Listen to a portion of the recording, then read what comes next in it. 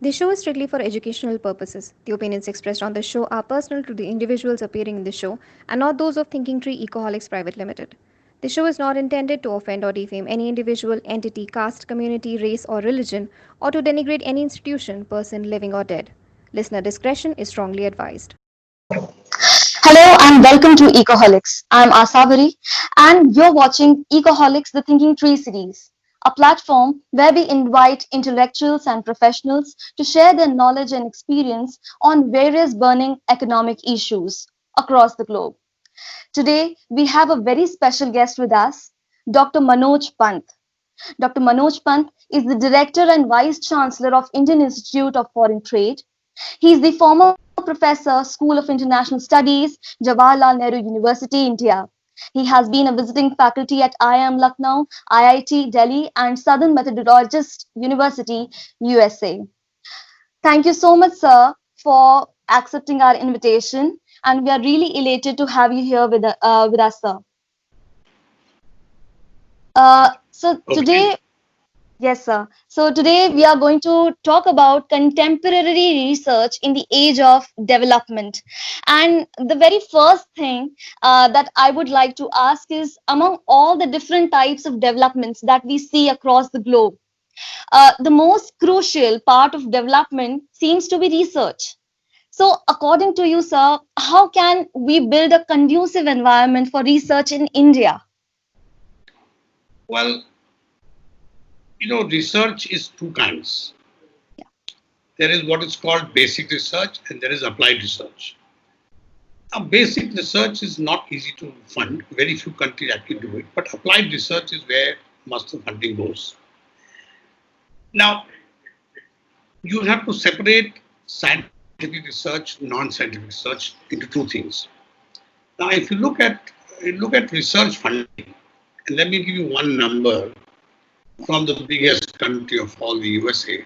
About 95% of the funding for research, or let me put it another way, 95% of the patents, scientific patents which became inventions in the market, came from research which was conducted in the universities. It was unpaid. In the sense, someone was trying to do a thesis, someone was trying to publish a paper. These research came about as a part of the work which was really part of a normal research process. It is only this which was then taken up by companies, became innovation, then became used in the market. So, if you don't fund your top public universities, because private universities will never fund so much, they have no great incentive. Public research is what we call a public good. It is something where Right. once the benefits come, they reach everyone, doesn't matter whether the person knows about it or not. Right. Now, private sector is not going to fund that kind of research. They're going to fund very specific research. They're not going to fund.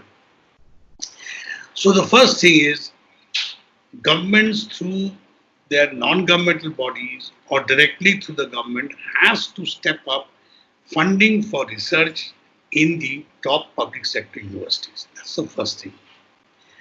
That's the first starting point. If you don't do that, then the rest is all a waste of time. Research in government institutes, research in private bodies are a drop in the ocean compared to research in universities. And research in universities without any specific uh, objective in mind. The objective is something which private sector later defines. That's the Mm, first. Now we come to the micro issues. Research is what? Okay, maybe you should go to the next question. So the first question which I'm answering is that unless state public supported right. research funding, without knowing exactly the objective of research, is Mm, available for top public sector universities, and maybe through that to private sector universities, nothing will happen. And the greatest example we always like to give, USA, you must see a lot of the research, even in private universities, funded by national foundations, which are yes. funded by the government. So, non-governmental supported research will never get the kind of prominence which normal research does. Yes. Right. That's very true, sir. And along the lines that you have stated, that public universities, unless public universities put forth this particular aptitude in the minds of the candidates, research scholars, then it won't be happening. And then my next question is very much linked to it, that how to develop this research aptitude that we always talk about, that universities talk about, uh, to ensure that the conducive environment that the universities have provided to the candidates actually works. So, how to develop this research aptitude? Well, the first thing is that research funding, like in the institutions, students, cannot always have an immediate goal in mind. For example, let's take someone doing PhD. A PhD is the only thing a student knows is that something that they have a lot of interest in. Mm-hmm. It may or it usually has some kind of public policy implications. For example, I want to improve the yield of wheat. I want to improve the yield of rice, right? Mm-hmm. Or I want to study the impact of social media on public opinion. Right. That's a very broad thing. Then a Mm-hmm. PhD means, a PhD, is not a teaching degree, PhD research degree.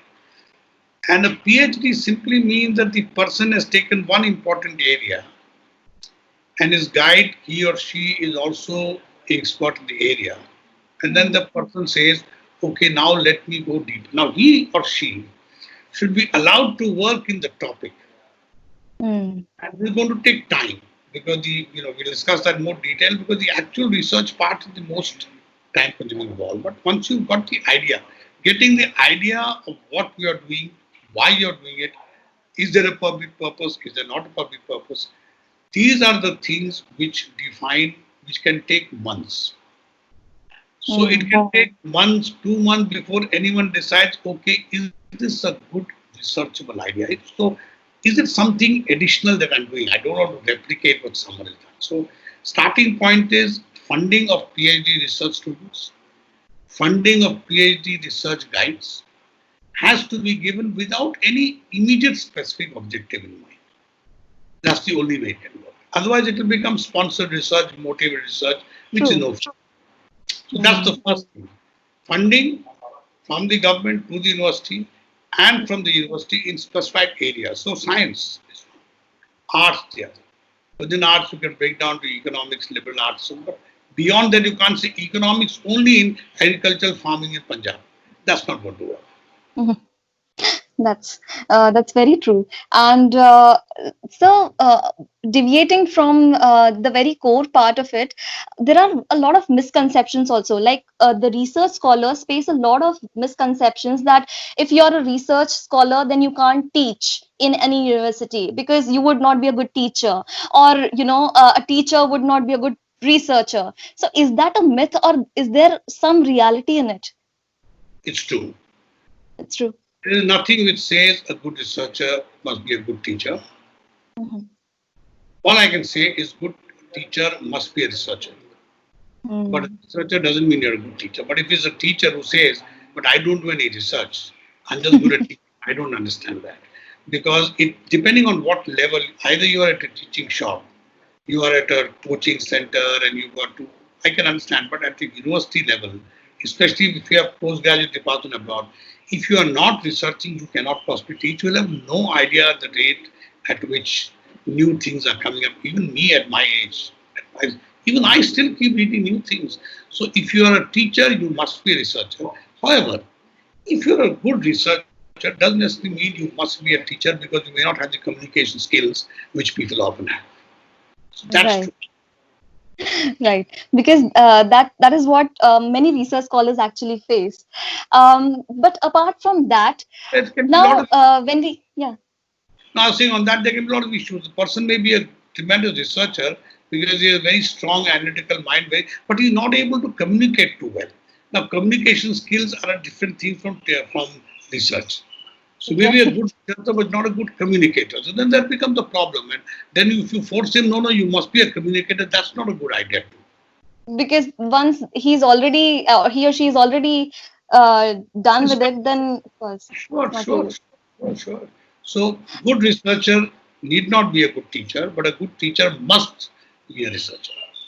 Right. And I think every educator, now that everyone is coming on online platform because of the pandemic, now every educator has to upgrade. So yes, of course, that is very true that every teacher must be a researcher. Yes. So a very huge part of research is literature review, which is 80, there are a lot of, yes, and 80. apparently, sir, there are a lot of surveys that we, go through, and we also talk to students across universities. Many a times, the research literature part is not that much acknowledged, or moreover, it's like a matter of copy and paste. So it is like a burning issue, because then after that, if there's no citation, if you do not know what all things have been done already, then how is that research going to be fruitful? So what is your take on that, and what would you be suggesting to the research scholars in Go that through matter? the question. Just go through the question again. I was diverted about something else. Just go Oh, do that question again. yes, of course. Yeah. So, as I was saying, that a humongous part or a massive part of research is dedicated to literature review. And moreover, most of the time, when we survey across universities, literature review is not that much acknowledged. And most of the time, unfortunately, it is a matter of copy and paste, which is a burning issue, especially in the field of research. So, what is your take on it, and what would you be suggesting to the research scholars on that? Well, when at least I tell my students that the first 3 months, maybe sometimes even 4 months of the research is aimless. Hmm. It is just reading. It takes 3 months to first find a researchable topic. You can't say today there has been a problem of combined harvesters in Punjab, therefore my research is only come. That is not the way research is done. 3 months it takes to read randomly, and a research is a very focused thing. You take a big picture, get to a smaller, and get to a very small picture where you focus. So this can take now 80% of a PhD is literature review. Literature review is what brings out the teacher in you because you know what has been done. And Hmm. the 20% is what, after having read everything, you say, okay, now I'm going to decide what is new that I will do. So Hmm. 20% really is the thing. So 80. So please don't underestimate. We always tell people your literature review can take up to 6 months minimum of your time. Right. And then focusing it, because unless you do the literature review, you cannot focus Hmm. on a specific thing. You don't even know what you're interested in. Someone says, what is it I want to work on? I want to agriculture in India. It's all right. Start reading. After 1 month, you say, no, I want to look at, let's say, household farming. Hmm. Household farming, what do you want to look at? Do you want to look at the economic issues? You want to look at sociological issues? You want to look at... It takes a long time. So believe Yeah. me, 80% of it, if you've done your literature review and you have finalized what is the specific topic, rest of it is only 20%. It Right. takes at least a year to get this right, and then maybe another 2 years you can spend on. Understate literature review is the most important. PhD Hmm. student must be told, if you cannot do a literature review, you cannot do a PhD. Simple as that. Hmm. And I would say let's say if the thesis has got 4 chapters, maybe 5 chapters, I would say 3 chapters literally are literature review, and 2 chapters are what you are mainly going to do. That's how it works. Right. Absolutely. I think that actually cleans a lot of clutter in the minds of research scholars, who technically think that the time frame is restricted to 4 years or 5 years of research, so they'll quickly do the research literature review and that'll be all. But Right. actually, it takes a lot of time in doing the literature review. Definitely, sir. Now, directing our talk to a little non-technical part of the research is a good research ethics, which is a common term nowadays, which is very popular, because a lot of plagiarism and a lot of copy and paste is unfortunately followed. So universities do approach research ethics or good research practices to be a mandatory part of research. So what would you like to say on that, sir? Look, there are two parts. One is the copy Yeah. paste part. Like no research guide in the world would ever have read everything that is written on the topic. So we have technology here, Turnitin is one True. anti-page software. That's a Yes. very important part. There are laid out guidelines about various types of software like Turnitin, where only so much percentage can be a possible thing. So that's one. But there's something much more than that. There's the ethical part of it. And that you cannot do anything about till the guide is also ethical. So frankly, it is so personal. It's Hmm. difficult for me to say that anyone can put, if I am myself unethical in plagiarism, I can always disguise in such a way that Turnitin will not be able to find it. Right? Right. But that Absolutely. is up to me. That's up to me. Frankly, it is a very personal thing. And I think the reason is the reason why it's becoming such an issue, at least in India, is because there is some assumption in political circles, in administrative circles, I think in the public, that a PhD is a right. PhD is not a right to anyone. In fact, there has to be a pyramidical structure. You have a lot of people doing undergraduates, and you have a lot of people doing a master's degree. You have some people getting off between masters and PhD and undergraduate too, and there are others only. Let me tell you, if you start with, let's say, a master's class of about, say, 100 people, Hmm. there are not more than 20 out of that who can actually do research. So the assumption that all the 100 will now have a right to do research, which is what we have at universities, is a ridiculous thing. Doing PhD cannot be a right. It cannot also be a desire for someone to have a doctor in front of the name. That because you will create misfits. You will create a set of people who have got this thing and have got a PhD and now say, but I can't work because that person says you are too old now and you are overqualified. So let people discover I think the mistake arises from the Indian system where you must finish all your schooling at one time. In Yeah. Japan, they are now succumbing to the market forces. In Japan, there used to be a time when you were in your 40s or 50s when you decide to do PhD. You had to have been finished your masters, have been working in industry, etc., or government teaching, whatever, 10, 15 years, and then you said, okay, now I think I'll do my PhD. Yes. Of course, that may be the other extreme, but my point is the assumption that everyone must finish their study at one time is Hmm. actually. So, first thing you got to get out of here, this thing is, this is why you have low funding.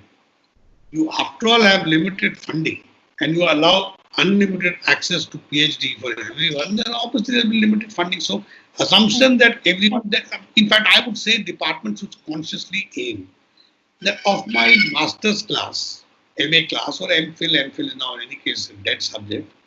In a master's class, not more than 20% will be allowed to do PhD. Hmm. And then pick the best 20 of those who showed some kind of aptitude. So that's, I think, where it is. Yes, definitely. Because more or less, the idea is that research or doing a PhD is like a destination to each candidate, which should not be. It is a process and it has to be a process. See, it So, has yes, of to course. be something someone really wants to do. Let them go, Yes. starting in India now a little way, let them go Hmm. work outside, let them go private sector, let them do something else and then say, no, but I think I will do PhD and come back to it. Why is it that after MA you must do PhD immediately after MA? Yes. So it's Right. my Okay. people realize that PhD is a teaching degree. Mm. Only those who think they would like to stay in pure research or in teaching, Yeah. only they do PhD. In many developed countries, they've got the right idea. PhD may be a disqualification. They are making a mistake too. PhD may be disqualification. I don't need a PhD to work in a bank. I Yes. don't need a PhD to work in the private sector. Why do you make people do PhD? Right? So that's, I think, the starting point. To understand what exactly, why does a person do PhD? Why Yes. do I, That's after 20 years, I'm in a job which pays me about 1/10 what I'd get in a private sector? Well, not 1/10, maybe at least 1/3 what I get in a private. Why don't I do that? It's a choice I've made. But the right. choice I have to make, right? It should not Yes. be forced upon me by either society or circumstances. Of course. Definitely. That is a very, very, very, very important point that you have made right now. Um, it has not to be forceful, and it has to be a journey for each candidate And, individually. and it should not be something which is a matter of right. Admission to Hmm. PhD cannot be a matter of right. Hmm. And I believe, of course, that's a view which is not being find favor. That is particularly the level at which, frankly, saying that therefore now this right should be different depending on where you come from.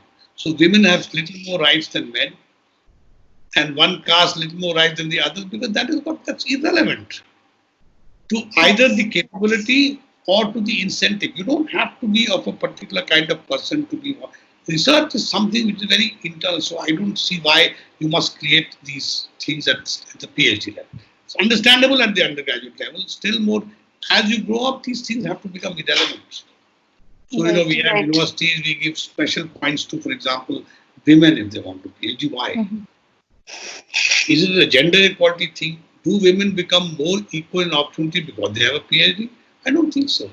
In Mm. fact, it may actually increase inequality because people with PhD normally earn much less than people without a PhD. So, if earning is a criteria for equality, this is a terrible idea. That's Anyway, true. That's true. Now, another question to you is positivism, or what we call positive research approach, which basically recognizes a lot of scientific proving, or let's say mathematical evidence in a research, has always been primary to doing a research. But when we talk about qualitative research, now that we are entering into a new age of development, there's a lot of thing going on around qualitative research, and not many people, or let's say not many scholars, actually think about a new theory or a new concept to do to innovate a new theory, or to discover a new theory or a new concept in either economics or any other subject for that matter, just because it's always like a process that has been already put in the research scholar's mind. So what would you like to state about that? you see, let me put it this way: basic research, Mhm. whether you do it in terms of numbers of people or values, is less than 4 or 5% of total research. It's very small, and that's not surprising. It's like in medicine. Yes. If all medical advance for the pharma company depend on discovery of new molecule, then you'll never have any research. Molecule discovery is a very big thing, right? Much more modification processes. So first of all, to say that everyone must do something absolutely remarkable is also very silly. So I don't subscribe to that view. Okay. Uh, Carrying on the work done by someone and adding something new to it is also very important part of research. Rather than saying, it's like saying not everyone is going to be a Nobel laureate. Hmm. And to say that everyone can be, but that the only purpose of encouraging research is to say who will be a Nobel laureate and who will not is also very silly. Right. Hmm. So I would say I would not dwell too much on that aspect of it, whether it's Okay. quantitative. Now, I don't know what you meant. Actually, research, even qualitative research can be quantitative, and even quantitative research can be qualitative. Take, for example, psychologists. Let's take the field of psychology. They have to study human behavior. Hmm. But ultimately, their experimental method, which they rely a lot on, always require them to say, so some people behave like one way and the others behave like the other way. Is that enough? Question is, can I say these two types of behavior are significantly different? And for that, I have to take recourse to statistics. So that is why statistics is taught to psychology. So I think Hmm. let's separate whether you do think quantitatively or qualitative doesn't matter. Let's look at whether the message that you are bringing out has got some degree of universality. Hmm. And some method is being used to determine how universal is the application of your. Let's take Right. economics since you mentioned. Let's take the case of the work done by Abhijit Banerjee and Asst. Okay. The famous work on random randomized control techniques. Right. What is randomized control techniques? Of course, got a lot of prominence now because the Nobel laureate was an Indian gene management. But randomized control techniques is something. So someone saying, does hydroxychloroquine work? Does it not work? How will you know? The only way to get two control patients, those who are given and those who are not. But the patient must be similar in every respect. Otherwise, you don't know whether the difference in response to the hydroxychloroquine is because of hydroxychloroquine or not. So you have to. That's why they're called randomized control techniques. The set of people on you to conduct the experiment should be exactly same in every respect. And the only difference one will administer medicine to others don't. Now, this randomized control techniques is what experimental economists have used now quite significantly since the year 2000. The first, around early 2000, the first time a Nobel Prize was given to a psychologist, Daniel Kahneman. Now, when Professor Banerjee or Esther, when they do this, when their group does this controlled experiment in Gujarat, right? Can they possibly argue that the Gujarat experiment is going to replicate in Bihar or in UP or anywhere else? No. Because it will be too much of a stretch of the imagination to think of one set of people in one state with completely different, if you might call regional characteristics, economic characteristics, climatic characteristics, would respond in exactly the same way as those in a place like Bihar. Right. So I'm saying that the point I'm trying to make is the universality of the application and importance of this some discovery you make is always limited in time and also limited across space. That's all right. One doesn't mind that. But to say I will discover a universal truth like Newton's law, like say discovery of gravity. Now someone will discover gravity one day, or Newton's laws of motion are now going to have someone's going to discover new laws of motion. Or That's not going to happen. Dynamics. Law of thermodynamics is only one. Total amount of energy. Someone will discover a new law. That's impossible. So universal application is not critical. It is important that the application in a particular area. So what and I think they very honestly said that in their book also. What they're saying is unlike economic theory which tries to establish a general truth. They're trying to establish a general truth. They're saying if you are going to fund any government welfare schemes, is it going to work in one area in Gujarat or not? That's pretty good, by the way. That's a pretty decent thing. Rather than say, oh, this is something you can do also in Japan or Mongolia or China or US, which is silly. And I will say the same thing in this pandemic that's going on. The assumption that for whatever reasons, what worked in Spain will work in India, what worked in USA will not work in India, is completely silly. You've seen this whole debate over the efficacy of the chloroquine or hydroxychloroquine, efficacy in this COVID. There's debate going on. Now there's a whole lot of people who've shown that the original set of researchers, who I'm told were Indians, I don't know, but not based in India, motivated data. Hydroxychloroquine is not very effective, not very useful, because the cost of hydroxychloroquine is very low. They use motivated data, and the journal has now apologized for it. That's all. Now, Oxford, they are also going to reject. Now, I don't know how much of it is true. And it doesn't mean necessarily that Oxford is motivated and reject. It's quite possible in the set of people that they used. Right? True. That is their sample. But the Indian, from what I last heard, ICMR says works in India, so that's fair enough. There's nothing wrong. So I'm saying you expect a universal truth even in a thing like pandemic. Yes, that is again a very important point, because there's a lot of misconception that whether to go for a qualitative data or a quantitative data, and whether it has to be a different path altogether. Let me mention one more pitfall in research. Yeah. To try to figure out how I will do research. That's the last part. First, what is it that I want to research? Don't worry whether I use qualitative or quantitative. Qualitative data is becoming quantitative data is becoming qualitative, these things don't matter, but just begin with what I'm going to do. Like I at least encourage my students, not that anyone listens, they forget the word is. For the first 2 years, don't use computers, don't even talk about statistics or statistics packages or computers the first 2 years. Idea is, do you have any preconceived analytical notion as to what you think the answer should be? Then you come to the testing part. You can't determine the testing technique first. So it Right. doesn't matter. Do I need to do qualitative? Do I need to do quantitative?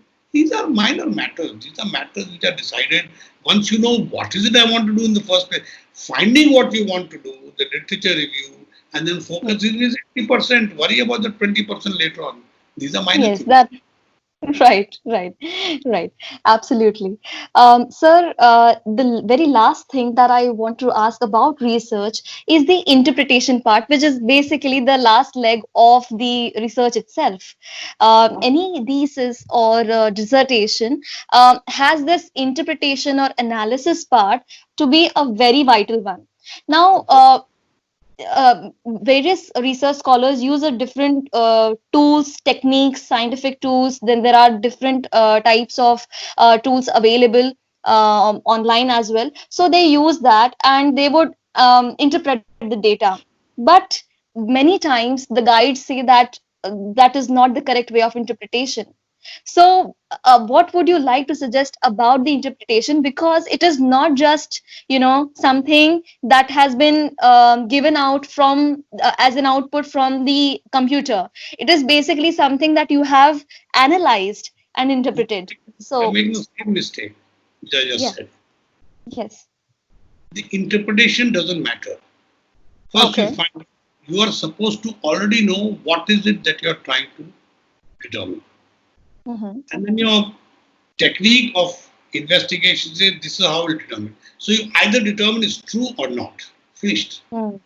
There is no interpretation. So There is sir, when the answer normally is like you reject a hypothesis or you select a hypothesis, or let's say since you're yes, using terminology, I presume your yes, audience also knows what rejecting, yes, accepting hypothesis, or what yes, statisticians call null hypothesis and alternative hypothesis. yes. Let's be very clear. The null hypothesis doesn't say something is necessarily true. Hmm. It simply says, on the basis of the evidence that I have got, I have no basis for rejecting them. That's all. It doesn't say necessarily true. It may be false. There is what I call type 1 and type 2 errors. Yes, yes. Type 2. So I'm saying to say that everything is 100% true is not true. It's not right. Hmm. If that was true, then there would be no need for any more research on the topic. It's always true, 100%. There is always a gray area which every research. So your interpretation is perfectly all right. You have already made some idea. You have already determined theoretically, analytically rather, what is it the presumption that you have. Let's take an example. For example, the presumption that if I give more money to people, they will spend it on food. Right? That's a very small thing. Right. Is Hmm. that true? I don't Not know. necessarily. Yeah. It may be true for some. There may be some who say if you talk about the poor, that is always true. Talk about the rich, that is not necessarily true. But the question is, then you empirically test it. So the question is, your empirical testing says that of the sample that I've got, on the basis of the sample I've got, I have no evidence to reject the hypothesis. It does not say that this is always true. So there is no universal hypothesis that is true.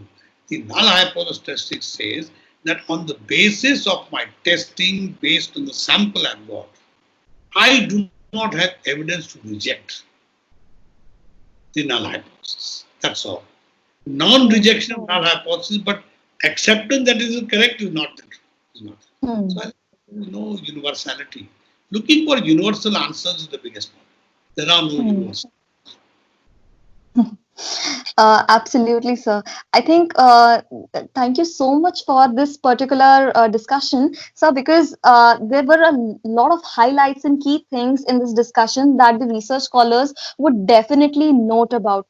Because there are a lot of misconceptions in the market, but when we talk about experienced personnel like you, and when you tell the research scholars about some key things like uniqueness in the interpretation part and how to judge or how to analyze the research, then and of course the approach while researching, of course, then it matters a lot to them. That's why it was a very nice, and we are very thankful for this discussion, sir.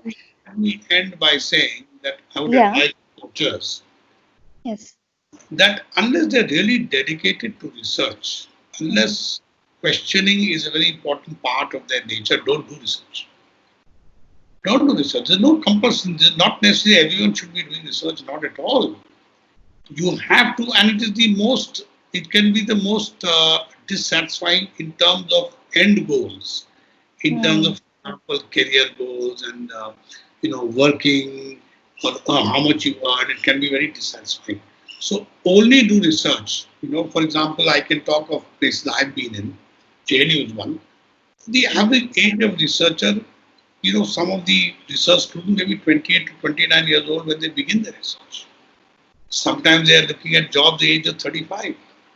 Whereas our master students are making twice as much money anyway after they complete 21 years old. So, the earnings and all have no relation. This has to be what you want to do, what kind of Mm. lifestyle you lead, what kind of thinking do you want to lead. Do you want to have this, you do lose independency of thought when you work either in the government, frankly, or in the private sector.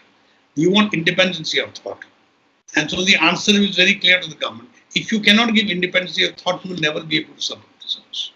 So unless institutions and universities have independency of thought, irrespective of how inconvenient that thought is to the university or Mm. the government, you can never have research. So Mm. don't do research unless you really want to do it. And go through everything else and do it later if you want to. There's no harm. Great. Uh, so there'll be, in conclusion, just a last few words of encouragement for Ecoholics and all the audience, the 60,000 subscribers that we have online, listening to you and listening to all the other intellectuals who tell these kinds of suggestions and these kinds of information, give these kinds of information through the channel. What would you like to say to all those? A few words of encouragement from you. Well, the one thing I would say, the biggest problem most students is, where should I do research? Mm. As I said, don't identify where you want to research, identify who you want to research with. So do your background initially. What areas do I want to? I want to do economics, do I want to do political science, do I want to look at social issues like gender issues or caste discrimination? And then look for the person who works on that area. And then go to do PhD in the place where this person is working. So don't say, I'm going to go to JNU anyway because JNU is being named. But the person who works on that area may not be in JNU. Mm. So look around you. Well, of course, you will find that, at least at the moment, I do believe, I may be biased, but I believe that the best, researchers and faculty are still in public sector universities. There's no doubt about that. Otherwise, why Mm. would everyone waste so much time trying to get into the top Get into public it. sector Yes. universities? Why don't they go to? And the cost of the PhD program should be the last thing that you look at. I know it's important, but that shouldn't be the reason why you do PhD. You Mm. have to be able to find out, so who was the person that you're looking at? And it applies to every university, even to Mm. top well-known names like Harvard. People don't just go to Harvard because Harvard is the best for Mm. PhD. Sometimes they prefer to go to some other university because some guy has decided that he wants to be in another place. He wants to live somewhere. A research. So your guide is the most important determinant of where to do PhD, not the place or the fees. Right. Absolutely, sir. Thank you so much, sir, for your time. And thank you so much for sharing your wisdom and your knowledge with us. Thank you so much.